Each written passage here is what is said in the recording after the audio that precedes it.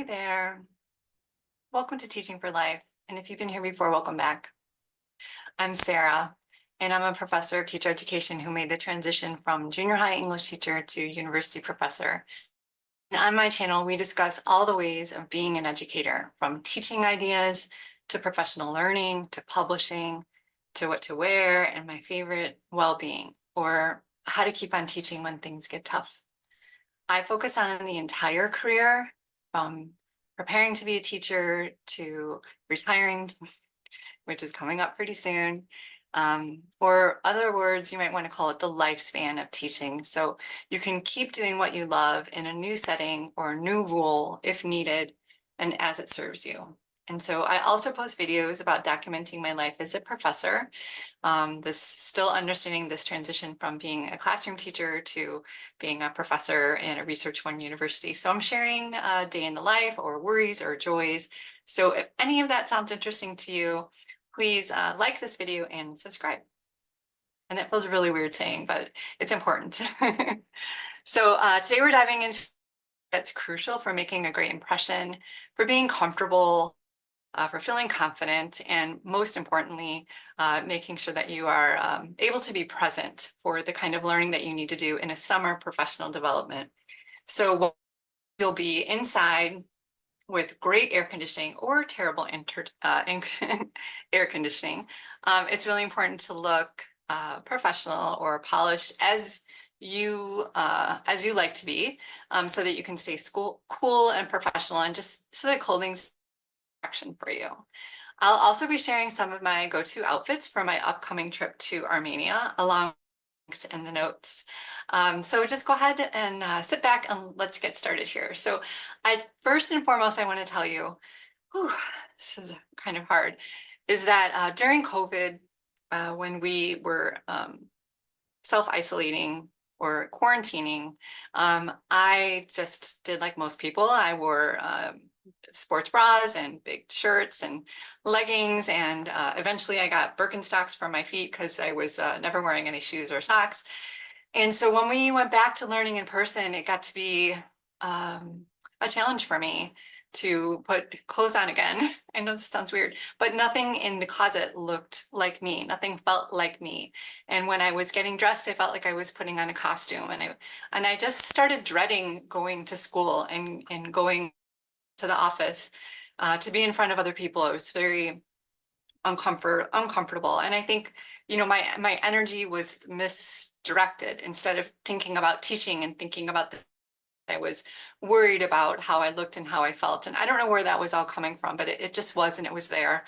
And so clothing became a concern for me. And I just wanted to look for things that made me feel good so that I could just stop focusing on that and really focus.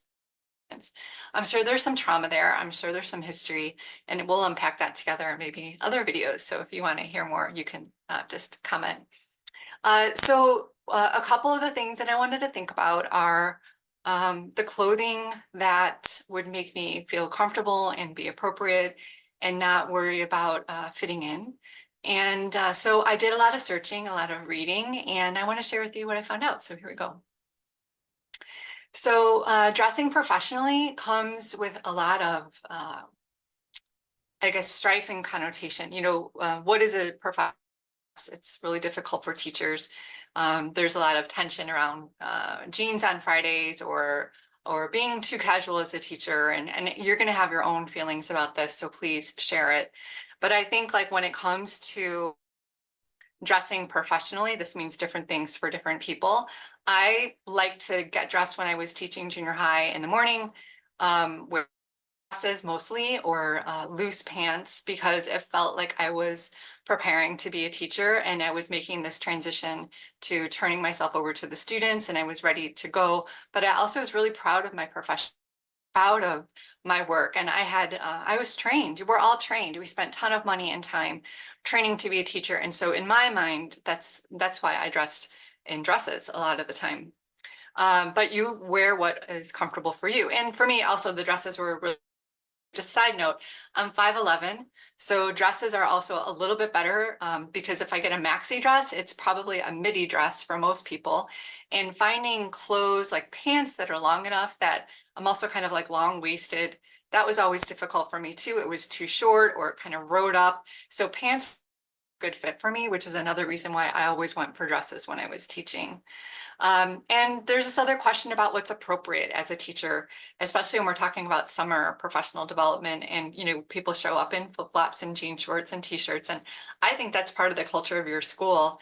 And you can wear whatever you feel like. So I just want to say that. But I'm going to Armenia, and Armenia has a really beautiful culture and history, but also rife with atrocities, just unimaginable things happening to human beings in that space for hundreds of years, in fact.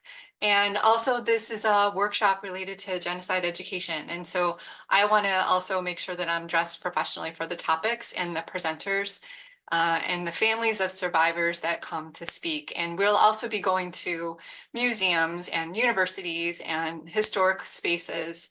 So that's also important I want to show respect for that. And that's just for me, how I think about it.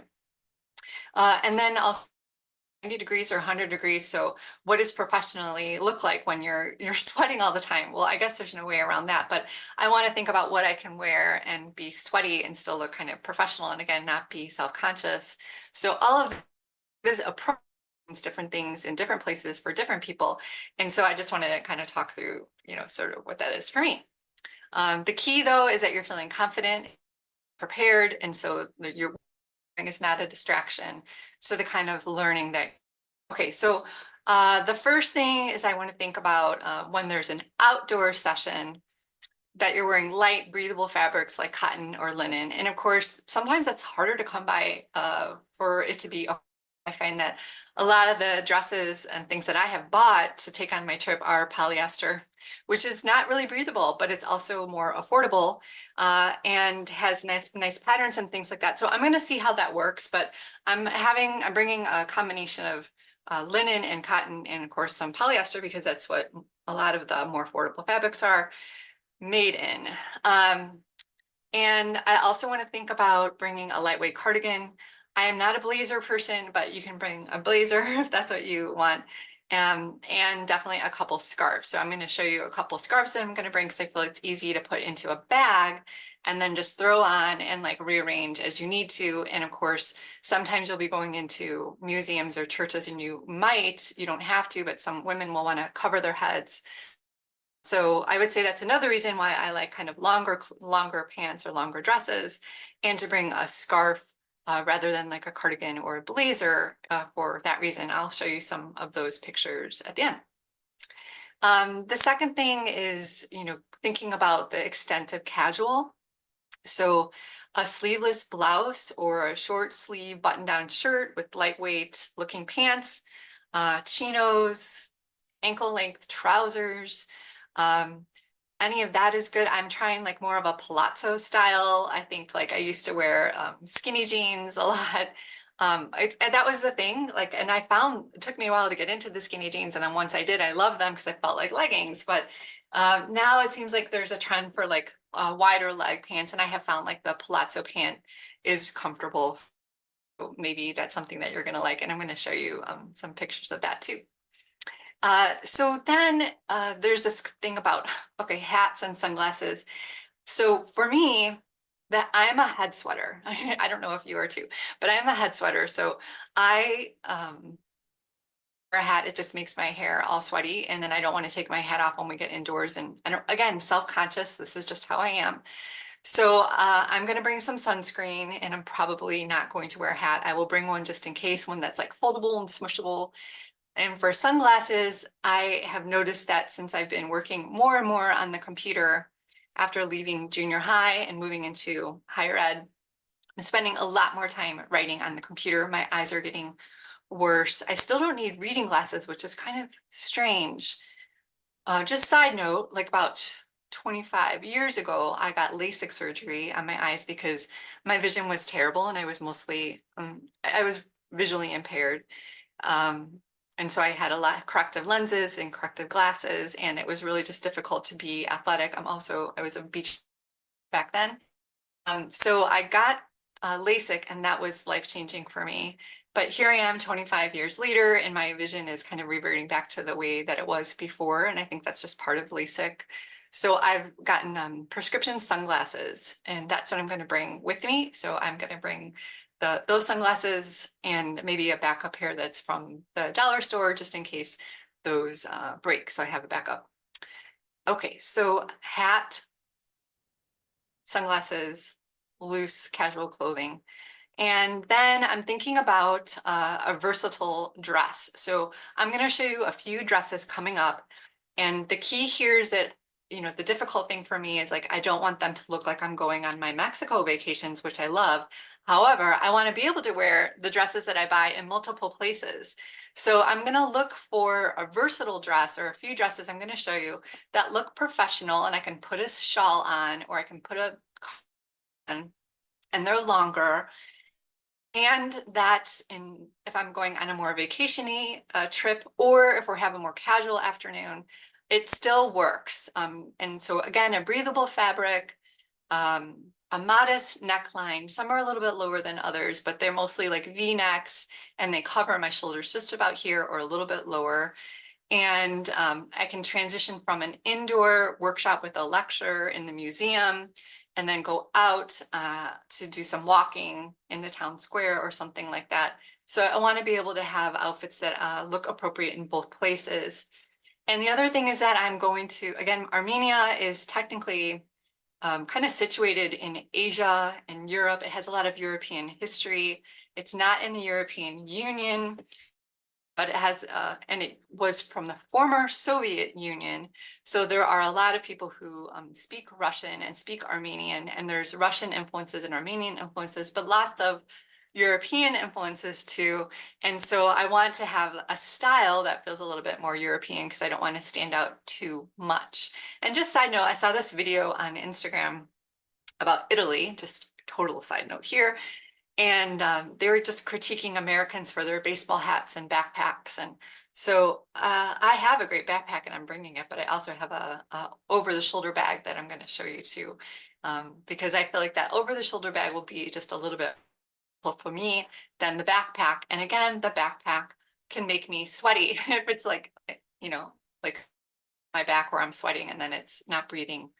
Then my clothing on my back isn't able to breathe because the backpack's covering it up. So that's kind of a thing. The other thing is talking about footwear just a little bit. So comfortable footwear is a must. I have a few video that I'm going to do on that for my footwear. And again, I'm only taking a carry-on, so this might be very different for you. So the carry-on for me is just a standard carry-on with a backpack. I'm going to bring 3 or 4 pair of shoes. One I will wear on the airplane, which is my gym shoes.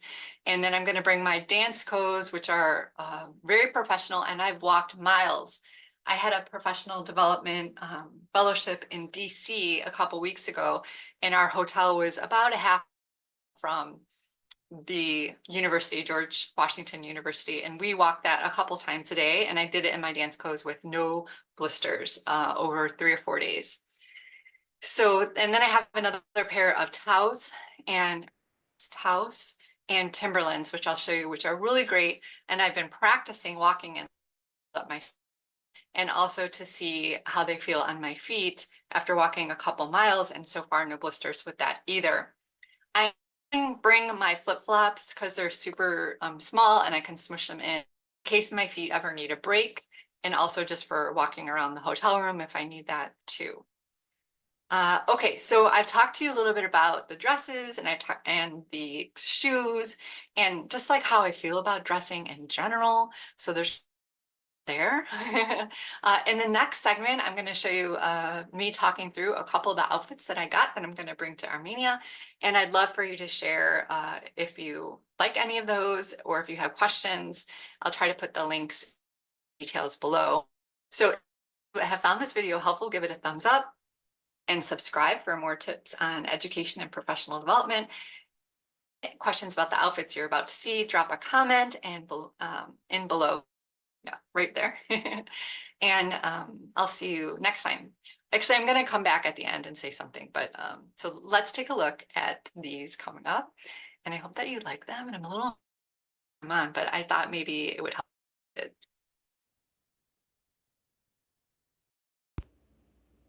Okay, so this one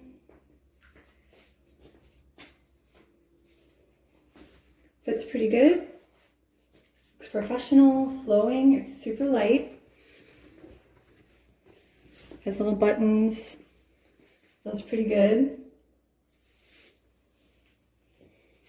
I like this. Professional. Okay, and then how does it look with the bag? So cute. Light. It has a zipper inside too. And if it's cold or going into a church, I have a little scarf.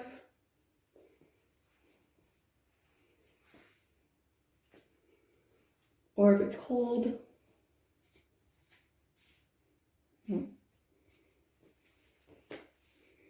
how would this work?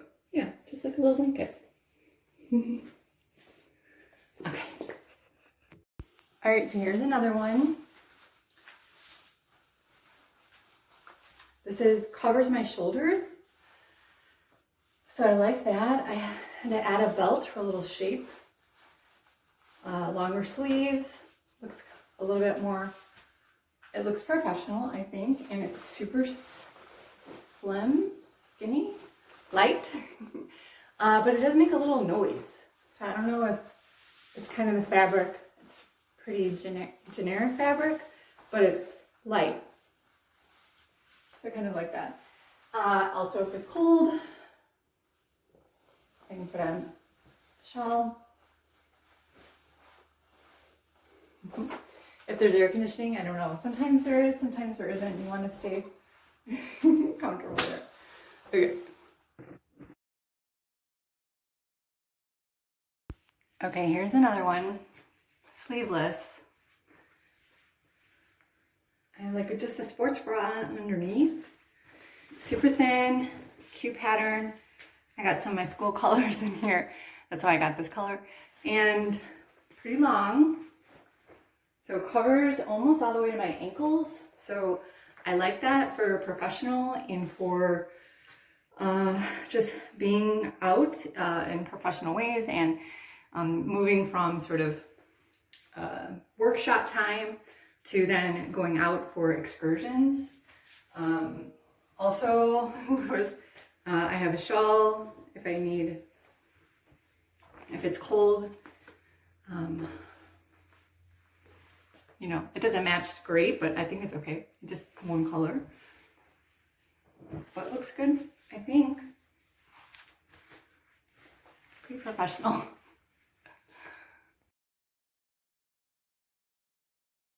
Okay, so we're trying a shirt and skirt. And this is a super light, kind of silky skirt. And just a blouse. Again, shoulders are bare. But it has good coverage. And the skirt covers my knees, which is what I was going for. And again, if I need a shawl, this one kind of matches this time. I have a little, yeah, it looks kind of good. Super comfortable. I feel like, again, I just have a sports bra underneath. So I feel like I could go outside and walk, go on excursions and stay super cool.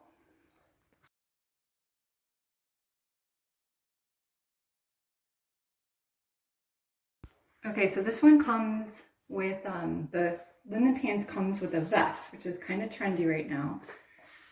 Looks good. It's a little low in the armpit, I think. Not quite as flattering in the waist, but I like the black, especially if I'm sweaty and it won't show sweat. So I like that. Let's see.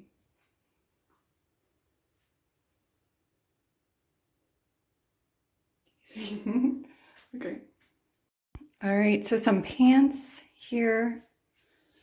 These are black linen, wide leg. I don't know if they're supposed to be crop, but they are on me.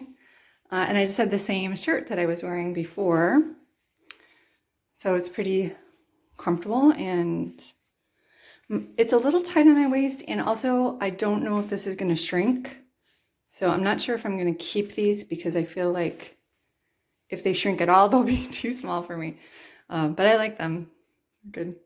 Here's one more dress. This is from Bowden. I like the pattern because again, it won't show sweat. And it's a nice fit and it covers my shoulders below my knees. What do you think? Pockets. And this one has pockets. All right, so this one is also from Bowden. It's a little low, so I'll probably wear a cami. Gosh, it's super soft and stretchy. This one does not have pockets, but it's really long. You can see below my knees. Really comfortable. Okay, and one more pair of pants. I like these because they are almost like denim in appearance, but they're thin linen pockets, almost long enough for me. Pretty good. This is a shirt that has like a couple layers in it. I like it. I'm not sure if it's a little low, so we'll see. But I think this is a good professional alternative.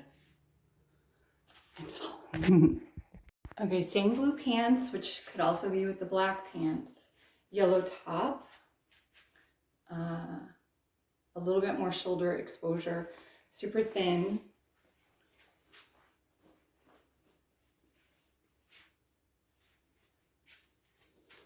I like this. Again, if I need a shawl or to cover my shoulders, I can just bring a scarf. Or if I'm cold, that works too. Yeah, this might look good with the skirt too. Okay, here's with the skirt. Yeah, I like it. Nice and loose and a long sleeve, just white top to cover the shoulders.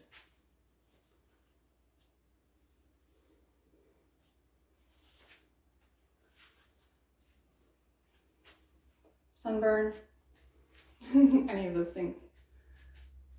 Yeah, I think this might work out all right. Okay, so if you like the content here and it feels meaningful or useful for you, then you can like and subscribe to the page and get notifications as they come along. And more than anything, I just think it's really important as we're leaning into the summertime and getting back into our school routines in a couple months that you are gentle with yourself. So be gentle and see you next time.